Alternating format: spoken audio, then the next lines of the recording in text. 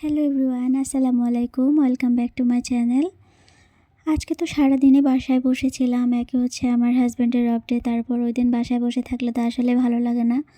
তারপর এই যে সন্ধ্যার সময় বললাম চলো আমাদের বাসায় পাশে একটা মেলা হচ্ছে, রাফসানা আজকে একটু নিয়ে যাই। ওদেরও ঘোরা হলো, আমাদেরও একটু ঘোরা হলো। তারপর এই যে সন্ধ্যার পরপরই আমরা রেডি হয়ে গেলাম। রেডি হয়ে এই যে মেলায় চলে আসলাম। এখানে আসার পরেই দেখলাম অনেকগুলা স্টল বসালো। তো প্রথমে দেখলাম খাবারের দোকানগুলা, এখানে অনেক রকমের অনেকগুলা স্টল ছিল। তার মধ্যে ছিল খাবারের দোকান, আবার এই যে বাচ্চাদের বিভিন্ন খেলনার দোকান, বড়দের অনেক অনেক ধরনের জিনিস ছিল। বড়দের অনেক কাজের জিনিস থেকে শুরু করে কসমেটিক, তারপর ঘর সাজানোর অনেক জিনিস, যাই হোক অনেক কিছুই ছিল ওই মেলাতে। যদিও ছোট্ট একটা মেলা, তারপরও ওইখানে অনেক কিছুর আয়োজন করলো, দেখলাম ভালোই লাগলো। তারপর মেলায় ঢুকেই তো রাফসানা এসের মাথাটা নষ্ট হয়ে গেল যে আম্মু চলো না, আমাকে রাইডে তুলে দাও। তারপরে যে ওদের দুজনকে ওর বাবার সাথে রাইডে তুলে দিলাম। কি আর করবো, ওদের বাবার সাথে ওদেরকে যে ট্রেনে বসাই দিলাম, যাও বাবা ছেলে একটু ঘুরে আসো। তো আমার আবার ভালো লাগে না এগুলা, এই জন্য ওদেরকে বসাই দিলাম। এরপর ওরা দুই ভাই একটা রাইড শেষ করে যে আরেকটা রাইডে উঠে পড়লো। ছোট মানুষ যেহেতু আসছে মেলায় ঘুরতে, একটু মজা করবে, তো আর রাইডগুলো চড়বে না সেটা কি হয়? তাই ওদেরকে ওই যে রাইডগুলোতে তুলে দিলাম, ওরা একটু মজা করলো। ওদের মজা দেখলে আসলে আমাদেরও ভালো লাগে। যাই হোক, সব রাইড শেষ করার পরে যে আমরা চলে আসলাম। আর এখানে এসেই তো রাফসানা এসের মাথাটা পুরোই খারাপ। আসলে খেলনার দোকান দেখলে ওদের মাথা মনে হয় যে কোনোভাবেই কাজ করে না। আসলে ওদের দুজনের বাসায় এত গাড়ি, এত খেলনা যে আমি বলে বোঝাতে পারবো না। তারপরও যেখানেই দেখবে দুজনে কিন্তু একবারে নন স্টপ দাঁড়াই থাকবে। তাদের আর নড়াচড়া করতে মন চায় না, যে কিছু না কিছু নিয়ে দিতেই হবে।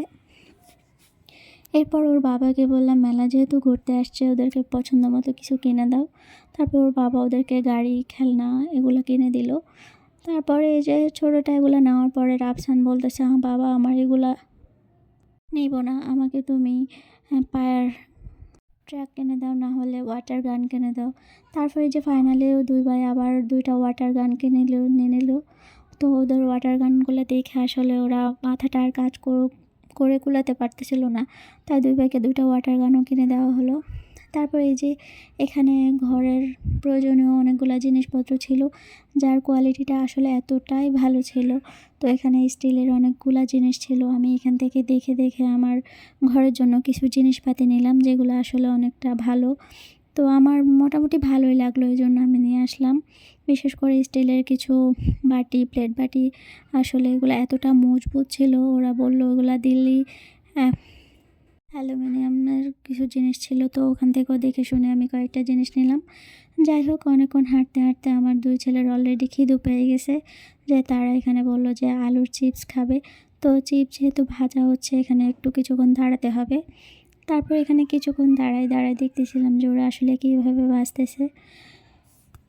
এরপরে ওদের জন্য এগুলো নিয়ে আমরা আর বেশিক্ষণ দেরি করি নাই, আমরা বাসায় চলে আসলাম। এই যে বাসায় এসে আপনাদের সাথে শেয়ার করতেছিলাম যে আসলে আমি মেলা থেকে কী নিয়ে আসলাম।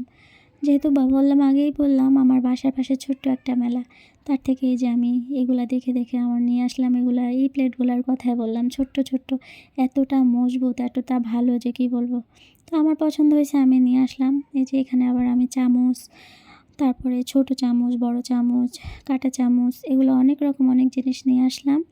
তার মধ্যে এই যে আমার শাশুড়িদের জন্য কয়েকটা চামচ নিয়ে আসলাম, যে এগুলো বাড়িতে দিয়ে দিব। আসলে এত চামচ তো আর আমার লাগবে না, আমি 2টা থেকে 2টা সেট রেখে দিব আর 2টা বাড়িতে পাঠিয়ে দিব। তারপরে এই যে এখান থেকে আমি দেখে শুনে অনেক রকম অনেক জিনিস নিলাম। একটা চাকুও নিলাম। চাকুটা এতটাই ধার ছিল, ওখানে দোকানে দেখে খুলে তারপর নিয়ে নিলাম।